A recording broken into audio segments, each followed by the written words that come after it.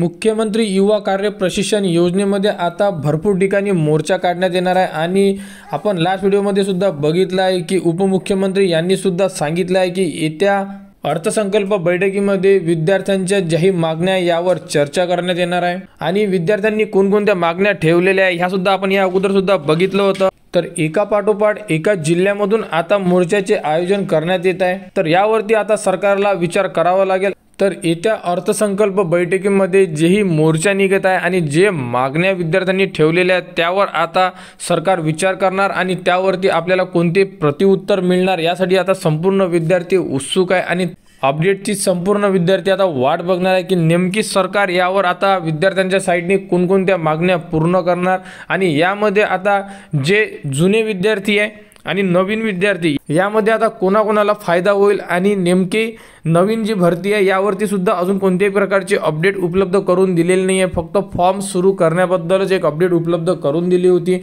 आणि जे जुने विद्यार्थी आहे हे सुद्धा संख्या जास्त आहे। तर यामध्ये आता किती विद्यार्थ्यांना यामध्ये जे कालावधी वाढ आहे हे मिळणार आहे यासाठी आता संपूर्ण विद्यार्थी वाट बघत आहे। कारण यामध्ये या अगोदर जो GR आला होता त्यामध्ये 50% उल्लेख करण्यात आला होता। तर नेमकी आता कोणकोणत्या विद्यार्थ्याला यामध्ये कालावधी वाढ मिळणार आहे। तर विद्यार्थ्यांनी जे मोर्चा काढलेले आहे तर त्यामध्ये कोणकोणत्या मागण्या ठेवलेल्या हे आपण सर्वांनी बघितल्या। तरी सुद्धा आपण या व्हिडिओमध्ये बघणार आहे की विद्यार्थ्यांनी सरकारपुढे कोणकोणत्या मागण्या ठेवलेल्या आहे आणि जोपर्यंत सरकार या मागण्या पूर्ण करणार नाही तोपर्यंत विद्यार्थी आपले जेही मोर्चा आहे हे मागे घेणार नाही आहे याबद्दल सुद्धा या व्हिडिओमध्ये सांगण्यात आलेलं आहे। पण या बेरोजगार तरुणांचं या प्रशिक्षणार्थ्यांचं पुढे काय हा प्रश्न त्यांना भेडसावतो आहे।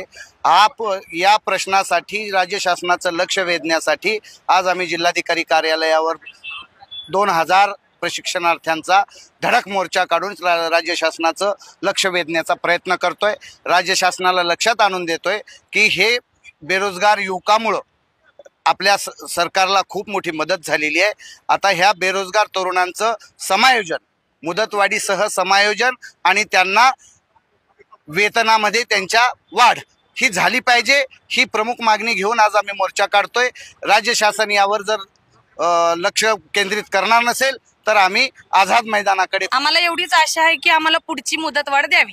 तर अशा प्रकारे युवा कार्य प्रशिक्षण योजनेमध्ये संपूर्ण विद्यार्थ्यांनी सरकारपुढे विनंतीपूर्वक मागण्या ठेवलेल्या आहेत। तर येत्या काही दिवसांमध्ये सरकारने यावर विचार करायला पाहिजे आणि कार्यकाळ संपायच्या अगोदर, कारण भरपूर ठिकाणचा कार्यकाळ संपायचा आहे, तर कार्यकाळ संपायच्या अगोदर ह्या मागण्या पूर्ण व्हायला पाहिजे जेणेकरून जे विद्यार्थ्यांना जिथे काम करत आहे तर तिथेच त्यांचा कालावधी त्यांना वाढून मिळणार आहे आणि जे पेमेंट आहे हे सुद्धा वाढून देण्याबद्दल सुद्धा निवेदन देण्यात आले आहे। तर युवा कार्य प्रशिक्षण योजनेबद्दल जी पुढील अपडेट येईल ती तुम्हाला आपल्या YouTube चॅनलवर उपलब्ध करून देण्यात येणार आहे।